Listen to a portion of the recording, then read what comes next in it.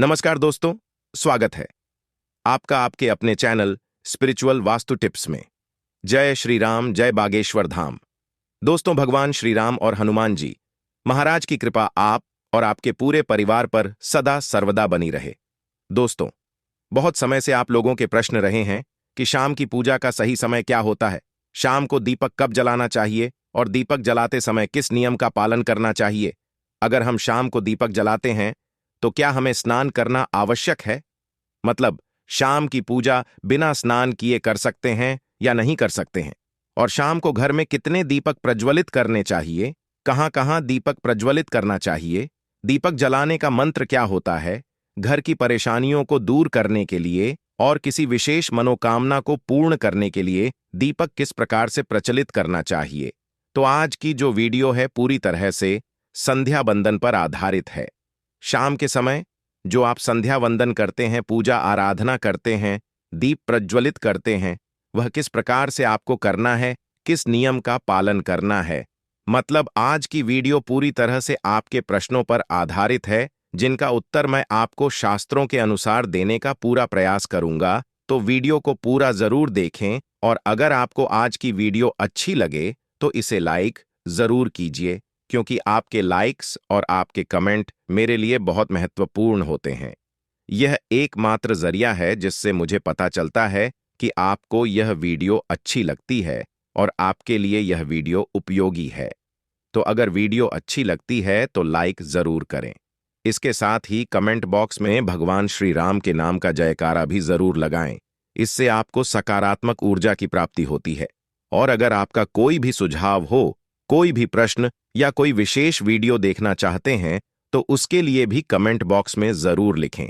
और हाँ, चैनल पर पहली बार आए हैं, अगर अभी तक आपने चैनल को सब्सक्राइब नहीं किया है तो आज की वीडियो अगर आपको अच्छी लगे तो चैनल को सब्सक्राइब जरूर कर लीजिए और बेल आइकन को भी प्रेस कर लीजिए। इससे यह होगा कि इस चैनल पर जो नई वीडियो अपलोड होंगी वह आपको सही समय पर प्राप्त होगी।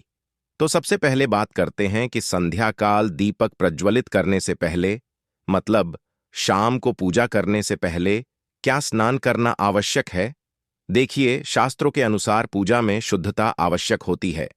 तो जब हम सुबह पूजा करते हैं तब तो स्नान करना अत्यंत आवश्यक होता है। सुबह बिना स्नान के पूजा नहीं करना चाहिए, लेकिन शाम की पूजा आप हाथ पांव मुंह धोकर भी कर सकते हैं। जरूरी नहीं है आप स्नान करें। अब देखिए, आप चाहे तो वस्त्र भी बदल सकते हैं या फिर आप सिर्फ हाथ मुंह धोकर कुल्ला करके भी पूजा कर सकते हैं। अब देखिए, जैसे कि आपको शाम के समय पूजा करनी है तो दिन में भी आप शुद्धता का ध्यान रखें। जैसे कि आप जब भी टॉयलेट जाते हैं, बाथरूम जाते हैं, तब उस समय शुद्धिकरण जरूर कीजिए। कुल्ला जरूर करना चाहिए। हर बार जब आप बाथरूम जाते हैं तो अगर आप दिन भर शुद्धिकरण का ध्यान रखते हैं तो शाम के समय बिना स्नान किए भी सिर्फ हाथ पांव की पूजा कर सकते हैं और चाहे तो स्नान भी कर सकते हैं। जैसे कि गर्मियों के दिन है तो शाम के समय भी आप स्नान करके पूजा कर सकते हैं। तो बहुत सारी चीजें आप स्वयं भी अपने विवेक से निर्धारित कर सकते हैं। अगला प्रश्न है आपका कि शाम की पूजा में दीपक किस समय जलाना चाहिए। तो देखिए, शाम को जो पूजा का समय होता है वह गोधूली बेला का समय होता है, प्रदोष काल का समय होता है। मतलब जिस समय सूर्य अस्त हो रहे होते हैं उस समय हमारे घर में दीपक प्रज्वलित हो जाना चाहिए। अब जैसे कि आप लोगों के प्रश्न आते हैं कि कितने बजे दीपक जलाना चाहिए शाम को, तो देखिए, शाम को सूर्यास्त का समय हर मौसम में अलग अलग होता है। कभी जैसे कि सर्दियां चल रही होती हैं 4:30 पर भी सूर्यास्त हो जाता है, कभी कभी 5:30 तक भी सूर्यास्त हो जाता है। जैसे गर्मियों का मौसम है तो 6:30 से लेकर 7 बजे तक ऐसे ही सूर्यास्त का समय होता है। कई बार 7:30 का टाइम हो जाता है। गर्मियों में तो प्रत्येक मौसम में सूर्यास्त का समय अलग होता है, इसलिए एक सही समय बताना कि इसी समय आप दीप प्रज्वलित करें, यह तो बहुत मुश्किल होगा और यह ठीक भी नहीं होगा। एक ही समय पर हर बार हम दीप प्रज्वलित नहीं कर पाएंगे, इसीलिए संध्या काल का ध्यान रखिए। जब संध्या काल का समय होता है, मतलब जब सूर्य अस्त हो रहा होता है, उस समय आप अपने घर में दीपक प्रज्वलित कर दीजिए। और अब बात करते हैं कि कितने दीपक आपको अपने घर में प्रचलित करने चाहिए। प्रतिदिन शास्त्रों के अनुसार संध्या काल में प्रतिदिन अपने घर के मुख्य द्वार पर एक दीपक जरूर जलाना चाहिए।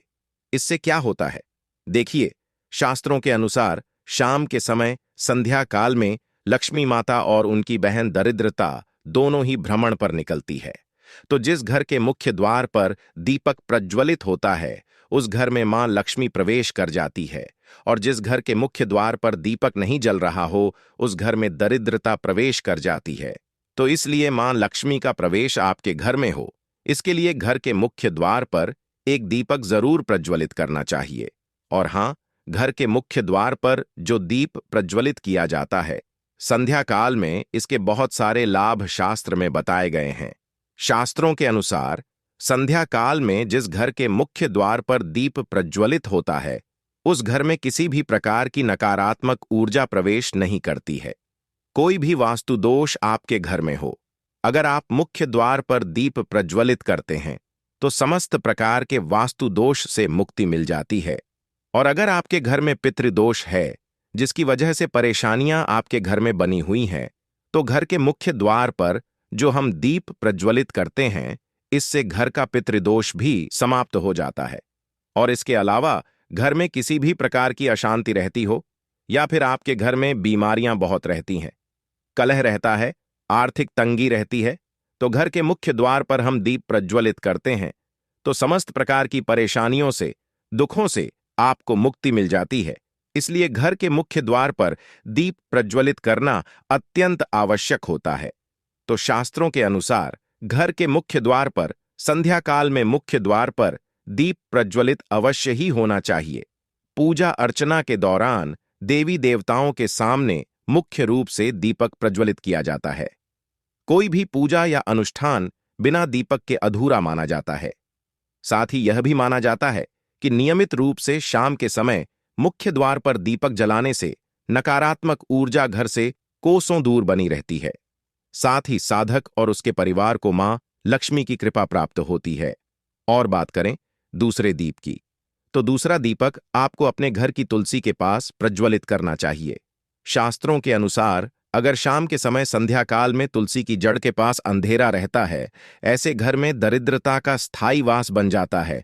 और जिन घरों में शाम के समय तुलसी के पास दीप प्रज्वलित किया जाता है, ऐसे घर में लक्ष्मी का वास होता है।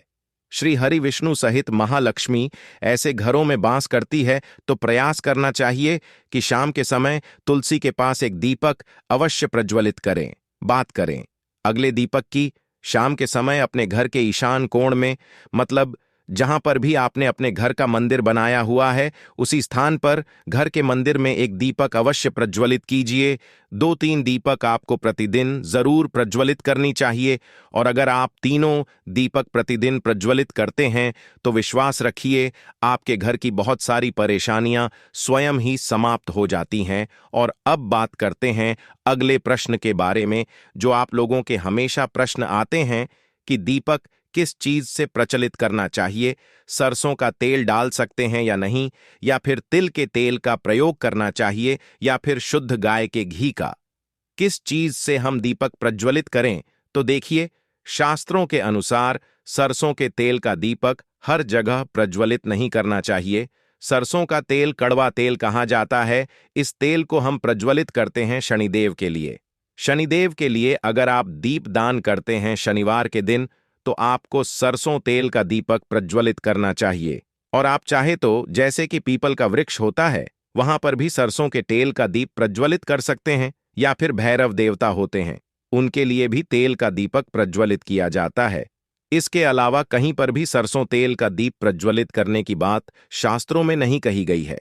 शास्त्रों के अनुसार घर में ज्योति प्रज्वलित किया जाता है, या किसी भी देवता के निमित्त जो हम दीप प्रज्वलित करते हैं, उसमें गाय का घी डालकर ही प्रज्वलित करना चाहिए। साथ ही इन बातों का भी विशेष ध्यान रखें कि मुख्य द्वार पर दीपक जलाने के लिए हमेशा घी या तिल के तेल का इस्तेमाल करना चाहिए। ध्यान रहे कि यदि आप घी का दीपक जला रहे हैं तो रुई की बाती का उपयोग करना चाहिए। वहीं अगर आप तेल का दीपक जला रहे हैं तो इसके लिए बाती के रूप में लाल धागे का इस्तेमाल करना चाहिए। अब देखिए, ऐसे समय में जबकि गाय का शुद्ध घी नहीं मिल पाता है, तब हमें क्या करना चाहिए। तब आपको गाय के घी के नाम पर जो भी घी मिल जाता है या फिर शुद्ध घी मिल जाता है, उसका प्रयोग कर सकते हैं, या फिर आप चाहे तो तिल के तेल का दीप प्रज्वलित कर सकते हैं। तो प्रतिदिन जो आप दीपक प्रज्वलित करते हैं अपने घर में, चाहे आप घर के मुख्य द्वार पर प्रज्वलित करें या फिर तुलसी के पास प्रज्वलित करते हैं या फिर घर के ईशान कोण में प्रज्वलित करते हैं, सभी दीपक आप तिल के तेल या शुद्ध घी का प्रज्वलित करें। और हां, जब आप दीपक प्रज्वलित करते हैं, जैसे कि मुख्य द्वार पर ज्योति प्रज्वलित करेंगे या फिर तुलसी के पास दीप प्रज्वलित करते हैं या फिर घर में भी जो दीप प्रज्वलित किया जाता है, तो ध्यान रखना चाहिए, एक चीज का कभी भी दीपक को सीधे जमीन पर नहीं रखा जाता है। दीपक रखते समय प्रतिदिन दीपक के नीचे थोड़ा सा आप चाहे तो चावल रख सकते हैं या फिर आप चाहे तो थोड़े से पुष्प रख सकते हैं। और हां, अगर आप दीपक के नीचे चावल रखते हैं तो इस बात का आपको ध्यान रखना है कि चावल खंडित नहीं होना चाहिए, क्योंकि ऐसा माना जाता है कि अगर टूटे हुए चावलों का प्रयोग हम पूजा में करते हैं किसी भी प्रकार से, चाहे दीपक के नीचे रखकर करते हैं या फिर अक्षत के स्वरूप में करते हैं, तो इससे घर में दरिद्रता आती है। इसलिए चावल खंडित नहीं होने चाहिए अगर आप दीपक के नीचे रखते हैं तो। और जैसे कि कई लोगों के प्रश्न आते हैं कि प्रतिदिन जो दीपक के नीचे हम चावल रखेंगे तो उस चावल का अगले दिन क्या करना चाहिए, तो अगले दिन उठाकर आप पक्षियों को डाल दीजिए, पक्षी उसे खा जाते हैं। और घर में जो आप ईशान कोण में दीप प्रज्वलित करते हैं, मतलब घर के मंदिर में जो दीपक प्रज्वलित किया जाता है, उस दीपक को आप किसी पात्र में भी रख सकते हैं। जैसे कि एक छोटी सी प्लेट ले लीजिए, उसी प्लेट में दीपक रख दीजिए और उस दीपक को हम प्रज्वलित करते हैं। मतलब घर के मंदिर में जो दीपक प्रज्वलित करेंगे वहां आप किसी पात्र में भी रख सकते हैं, लेकिन सीधे जमीन पर आपको कोई भी दीपक नहीं रखना चाहिए, इस बात का ध्यान रखिए। और आपका अगला प्रश्न है कि शाम की पूजा करते समय किस मंत्र का जप करना चाहिए। दीप प्रज्वलित करते समय दीप जलाने का मंत्र क्या होता है? तो देखिए, दीप जलाने का मंत्र मैं आपको बता देता हूं।